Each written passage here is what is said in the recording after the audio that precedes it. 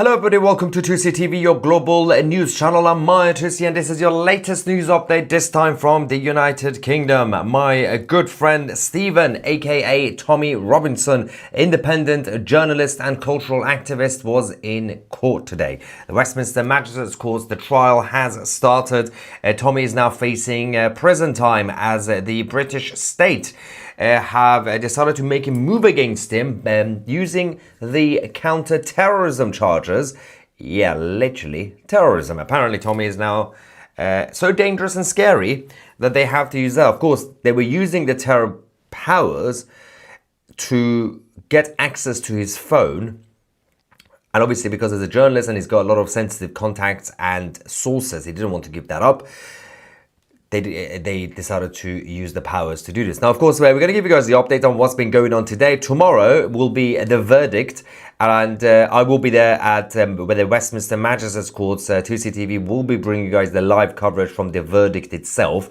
But let's go to Urban Scoop themselves and Tommy explaining exactly what happened. The first update, actually, Tommy himself thanked Elon Musk for his support. Tommy posted earlier on a huge thank you to Elon Musk today, legend. Of course, Elon and his team have been financially supporting Tommy and also just showing support in general. Obviously, he's even buying Twitter and creating X has really massively helped Tommy Robinson and his work, his journalistic work.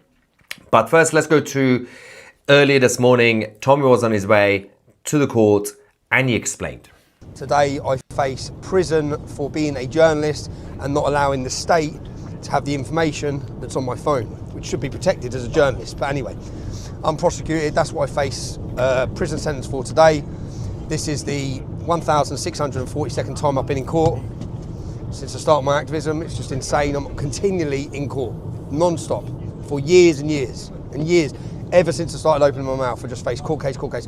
But do you, if you're the British public, did you want terrorism legislation passed so that journalists can be grabbed off the street and have no right to remain silent and answer all their questions, etc., etc.? Let me just give you one example of why I didn't give them access to my phone. So one survivor, so during my investigations to speak about sexual exploitation of children and the rape, the Islamic grooming gangs, one survivor sat me down, cameras on, and she said, what I'm about to tell you now, Tommy, never leaves you, okay? And we're recording. I said, we're recording. She goes, I just want you, it never leaves you. I'm just telling you this. I said, okay. And then she divulged certain information to me, which I was totally unaware of about something else, which shocked me, yeah? But I gave her my word as a source of my information that that would never leave me. Now, the police then want access to everything, yeah? And what I explained to the police is, in Telford, in Rotherham, in Rochdale, in Oldham, you, the police, were working with the gangs, hiding it for the gangs. You were getting rid of evidence. So, for example, young girls brought their clothes in after being raped with the men's semen on. They handed it in, gave statements. The underwear with the semen on went missing. All the evidence was gone. Yeah, this is fact. This is what the police were doing. So I said, so when I got interviewed, I said, so you want me to give you access to this? That then gets put into a system that you and all your bent Muslim police officers or whatever police officers that are working with the gangs around the country have access to, but from survivors that have been failed by the police, the courts, everyone's failed them, and I've refused to fail them. I refuse to let you have access to this. I'm not giving you it. And for not giving them that, that is what I face prison for today. Yeah? But I've said to the girl, and she's been messaging me for weeks anyway. She's worried. I said I didn't give them access. But she's given a statement just to say that I gave all of these girls my word on certain things. And I shouldn't have to divulge my sources of information to the British state, which is what they want. That's where we're at. I'm on the way to court. A few of the lads with me. And we're not going to make it in time to get a full English. And that was my main concern this morning. Not prison, what I'm eating. So we're going to try and find a McDonald's to stop off on the way. But I'm grateful to all the people who support me. Elon Musk, thankfully I haven't had to beg for the donations today because Elon Musk has picked up the illegal bill for this absolute state persecution. But there's no jury today. So 12 members of my peers that I've never had through all of my court cases are not going to be able to decide my future. Today my future is decided in the hands of a state-appointed judge. So. And yeah, he did miss breakfast, and I missed it too. I was supposed to join him at the local coffee shop near the court, and then of course the chaos that happened with the hostages and the whole drama around Gaza. But obviously tomorrow I will be at the Westminster Magistrates Court to cover the rest of this and the verdict of this. Things kicked off because the mainstream media were out there. The BBC journalists who are protected by the state, this is the two-tier system we have, started to basically complain to the courts and to ban the new media journalists, including our friend Ezra Levant of Rebel Media, to kick them out of court, to stop them from tweeting, for example, because they don't want transparency. And Tommy decided to confront the journalist outside the court. The trial finished today, Tommy. Yeah, turn the camera around for a second. You're a member of the press. You was in there today. Sorry, You're a member of the press. You was in there today. Can I ask you, what did you think of the fact? What did you think of the fact? It's a contempt of court case. No, it's not. No, it's not. Contempt There's of court. No It doesn't. That's only for juries. There's not contempt. That's a lie. That's a lie. No. You're a member of the press. I can't discuss. Well, I've looked at your reporting today. I've looked at your reporting. I've looked at your reporting today. Yeah? He's running away. Why don't you tell the truth? Why don't you tell the truth about what happened in court today? Why don't you tell the truth? Why don't you tell the truth? You see, that's the media. Where's I'm here. They're running away. So they're running That's away the mainstream from you. media, yeah? He is sat in that court case. We'll see what verdict we get tomorrow. Not one of them has reported any of the unlawful stuff the police have done. And then, do you know what? He went to the judge. He went to the judge to make sure Ezra would stop reporting. He did. He was the grass. He went as a member of the press to point out that he's sitting in the public gallery and he's reporting on this case. To prevent him reporting so that the only narrative you get is from them. Fast car, cash in his car. Why do I have cash in the car? Because we collected a demonstration the day before and I can't bank in the UK, you mucks. Anyway. Yeah. They mentioned about vague answers. Yeah? He asked me one question. Where are you going? Benidorm. So you can't even make that long. And I was in there today watching you. Yep. One thing The whole thing is complete insanity. A lot of these mainstream media journalists, we had Camilla Tomney from GB News, they don't know.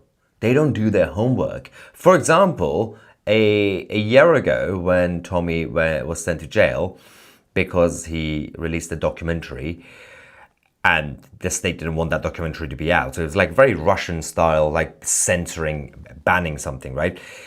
Camilla from GB News went on TV and said, yeah, Tommy Robinson is currently in prison for disrupting a grooming gang trial. No. And then the other one's going around saying contempt of court. No. Do your home. It's not that difficult.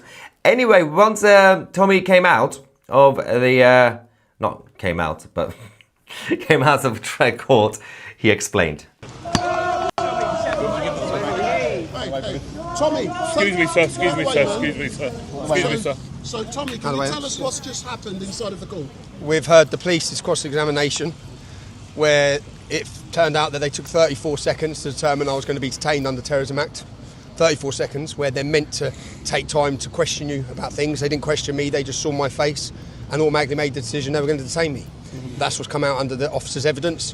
What also come out is his reasoning for detaining me was I bought my ticket at the dock and I was driving a friend's car. And then questioned one of the reasons, and it was suspicious I was driving to the south of Spain. Now, they took 40 minutes to question partner agencies. Nothing come back suspicious against me. Nothing that backed up I should be detained. When questioned, did he check my previous travel? I leave this country every other week. I don't live in the UK. I live in the south of Spain. So that would have determined that nothing I was doing was suspicious. But the police officer had to have a break. He looked like he was about to faint because it came out that he absolutely did not follow his protocol, did not follow the law. This is a total abuse of the legal system. It's an attack against me based on my political view, nothing else. There was no suspicion of terrorism, no suspicion of a crime, simply the fact that I was Tommy Robinson. And I'm now in court for being Tommy Robinson, not for being a terrorist. Where are we in regards to the trial? So you've had the cross... I think there's another police officer now to be cross-examined, I believe. I believe there's another officer, and then I think we're there. So I'm hoping that this is done this afternoon. So potentially it's done this afternoon. So you're going for lunch now. What time will you be back? Starts back at 2. I've got to be back at 10 to 2. But anyone listening to that, anyone who's sat, if anyone's been, I know Ezra's travelled over from Canada doing some brilliant live tweeting, and I'm very grateful for him doing that.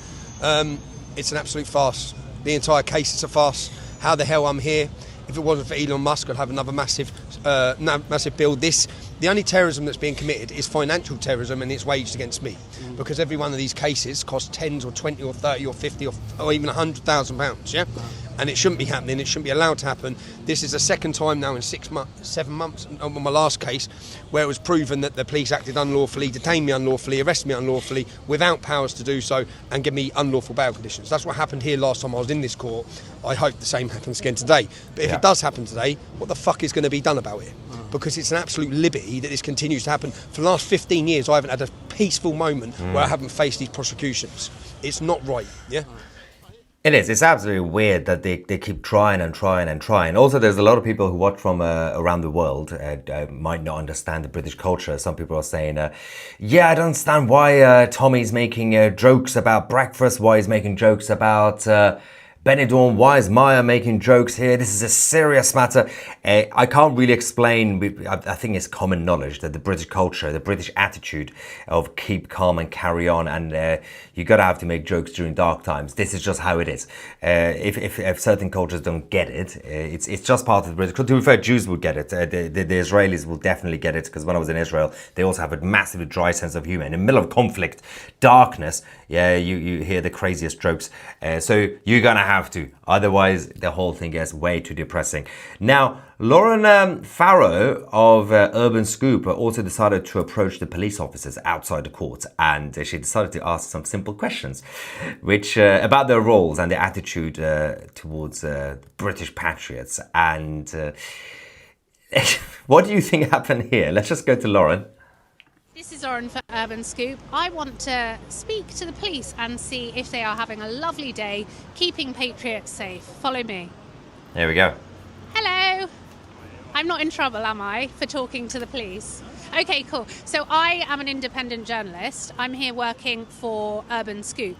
And I just wondered, how are you finding today? Are you allowed to talk to me? No, that's fine. We're just over here and just policing it. But as you can see, nothing's really happening, so I know. That's fine. Did you work at Unite the Kingdom? Oh, this is what you all do! Were any of you at Unite the Kingdom? Are you not allowed to talk? I'd just rather not, to be honest. But But no, I wasn't at Unite the Kingdom, Okay. in answer to your question. Um, Thank you very much. Can I They just gotta ask, are you allowed to talk, or is it just generally you're not supposed to talk to the press? We don't want to. Don't want, it's a choice. I'd like to not offer any comment, so thanks very much. I'm not being rude, but thank you. It's a choice. Patriots, all 3 million of you, they don't want to speak, but what I can tell you is that I have never really met with the police before, but at Unite the Kingdom, I did find them to be very hostile. Today, I have found them to be hostile. I absolutely appreciate, patriots! I appreciate they have a job to do, but it does feel to me that anywhere Tommy is, there are clear guidelines to not give anyone quotes about it. It's just my opinion, but what do I know? I only worked in mainstream media for 20 years. Brilliant. Well done, Lauren Farrow. Now, tomorrow's going to be interesting, isn't it? So we have to wait and see for that. I'm going to get some of the reaction from the live chats on this issue. Someone said Tommy is not suicidal. Chat free Tommy. Yeah, no, it definitely is not. Spot says that Tommy has had a fatwa put on him. Lubna said someone posted it. Yeah, but fatwa doesn't work that way, though. I've seen things on social media. Just because an Islamic person gives an order for a non-Muslim to get killed, that's not a fatwa. It has to come from the leadership. Yeah, I've seen some of the stuff. It's basically just a casual death threat that I get as well. And Tommy gets it every Tuesday. Yeah, we're kind of used to that sort of stuff. I do have 2 fatwas on me, but that's mostly, one of them is from the Supreme Leader, Ali Khamenei, and the other one is from the Council of the Islamic Revolutionary Guard in Tehran. Although the first one was years ago, I'm not really sure if that's... it will be for fatwas are permanent. I'm not really sure why they had to put 2 fatwas on me. But so, yay. Most people have 1. Now, let's see. Wolfie says, I bet many people want him to die. Why he has loads of security. I don't get the second part of the sentence, but yeah, of course. I mean, there's Tommy can't really have any personal life, so he can't really just normally go to a restaurant with his family, especially with his family. You would think that actually a lot of us in this business, whether new media or activism, there was a point when most of us, if you were to go somewhere with your family, with your kids, for example, you would actually be safer. Back in the day, a few years ago, that would be a good shield most of the time. If you're walking on your own, if you're at a political thing, then yes, you will be at risk. But these days, it's actually the other way around. It's fascinating that there is no shield, there is no respect, there is no boundary. So that's why even someone like Ben Shapiro can't really just randomly walk around on his own or with his kids. He has to have his own, obviously, security and go around because he could get into trouble. They don't really care if you are with your family or not. All right, we have a super chat from David saying they are panicking. The thing is, it's just a very weak attempt, because Tommy will be facing a 3 months in jail or a fine, which will be, I think, about £2,000, if I'm not... Was it either 2,000 or 12,000? I know it's a big difference. I completely forgot. But it's a very weak attempt to try to shut him up, because the last time they sent him to jail last year, they made him more popular. So he came out and his first big rally had over 1 million people. So if this happens again, and I don't think they're going to win this one, we can't talk about the details of it, but because the courts will go crazy. But it's just pointless. It's also a waste of taxpayers' money. Let's not forget that the British public have to fund this in order to attack Tommy Robinson. But obviously Elon has been helping, so that's good in terms of the legal fees. Molly says, hi Maya, Tommy is so brave to keep going. He does this for the truth and the British people. I'm in awe of him. Go Tommy, go.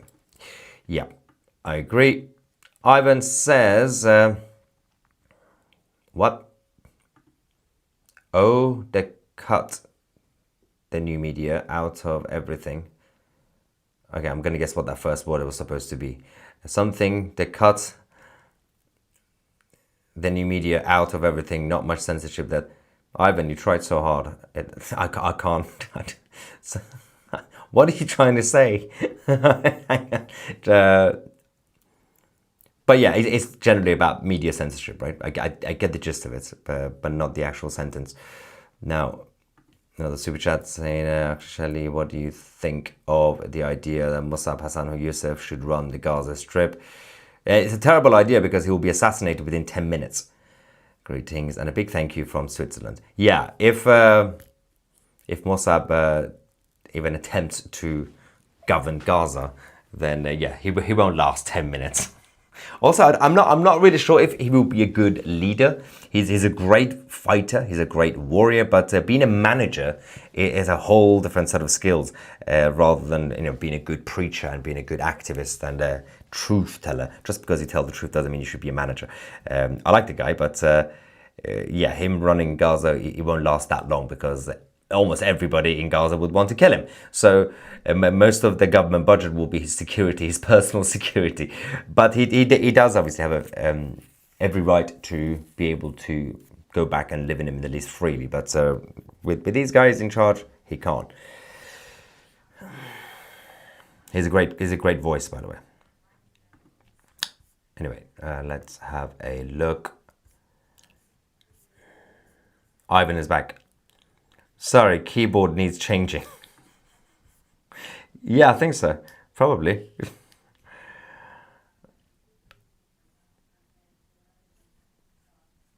What? Scott says, Starmer always modeled himself on Macron, especially on the popularity front. There are tropic diseases that are more popular. Well, yeah, I think, to be fair, I think Starmer's kind of copycat sort of thing that he's doing. I don't think that was his original plan. I think, well, when he was shadow secretary for Brexit under Jeremy Corbyn, he was still the voice of the left. Because obviously he was I think it was either a Trotskyite or a Leninist. No, he wasn't. He was a Trotskyite, Starmer, when he was a kid. Well, he was a kid in his 20s and 30s and 40s. And he was still seen as, the trade union lefty.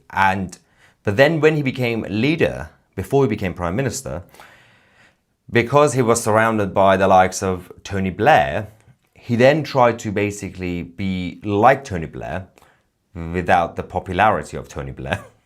I don't think any Labour leader could be as popular as Tony Blair at the time. Obviously, Blair went down, ironically, after he left office. So a lot of people forget about the journey of Blair and Blairism. People think that because you look at back history, people forget the timeline. A lot of people assumed he started to basically become hated after the Iraq War. Actually, no. Because obviously the questions were being raised. It wasn't 2003, it wasn't even 2005. It was actually, so he left in 2007. He still got his massive happy ending exit from Parliament. He was respected by both sides. And then the dossiers came out and the truth came out about Iraq and the inquiry. Then he went down massively. He became hated. So while he was still in office, he was still popular. He was the most popular Labour Prime Minister and Labour leader. Starmer was never going to be that, even from the beginning. But once he became Prime Minister, I started to notice, like as Scott is saying, his body language, his behaviour, his rhetoric became more like Macron. And Macron and Blair have a very different style of politics. You might think they're the same, but they're not. So, and you can see that now, Starmer tries so hard to always just stand next to Macron, wherever they are, even earlier today in Egypt. It's a little bit embarrassing to be wanting to be like someone who everybody else hates. Like, why would you want to model himself after Emmanuel Macron? Like, there's so many better options. I was going to say even Mark Carney, maybe not Mark Carney, but there are many better options. If you are more on the more centre-left side, you don't have to be like Meloni. If you're Starmer, I get it. She's different to you.